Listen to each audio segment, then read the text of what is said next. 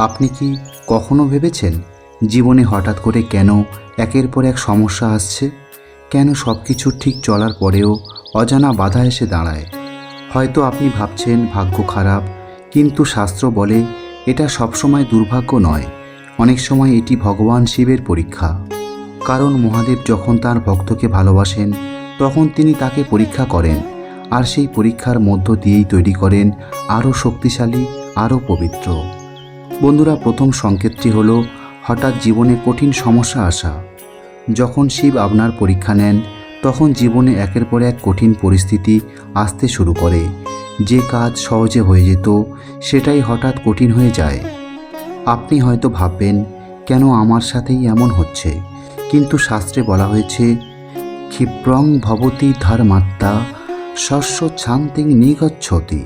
অর্থাৎ যে ব্যক্তি এই পরীক্ষায় ধৈর্য ধরে সে খুব দ্রুত শান্তি এবং সাফল্য লাভ করে। দ্বিতীয় সংকেত, একাকিত্ব অনুভব করা।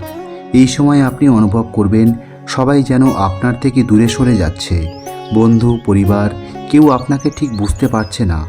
কিন্তু এটাই সেই সময় যখন মহাদেব আপনাকে নিজের কাছে টেনে নিচ্ছেন।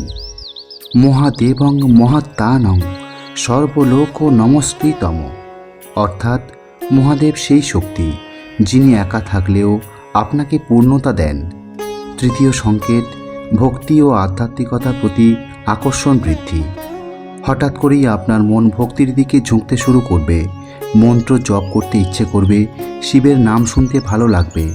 এটাই সবচেয়ে বড় সংকেত, মহাদেব নিজে আপনাকে ডাকছেন। তাই যদি আপনার জীবনে এই তিনটি ঘটনা ঘটে, ভয় পাবেন না। এটা শাস্তি নয়, এটা মহাদেবের বিশেষ আশীর্বাদ। কারণ তিনি যার ওপর খুশি হন তাকেই পরীক্ষা নেন। শেষে শুধু একটি কথা মনে রাখবেন, ধৈর্য ধরুন, বিশ্বাস রাখুন, আর প্রতিদিন বলুন ওম নমঃ শিবায়। কারণ মহাদেব সবসময় আপনার পাশেই আছেন। আর আপনি যদি মহাদেবের ভক্ত হয়ে থাকেন তাহলে কমেন্টে লিখুন হর হর মহাদেব।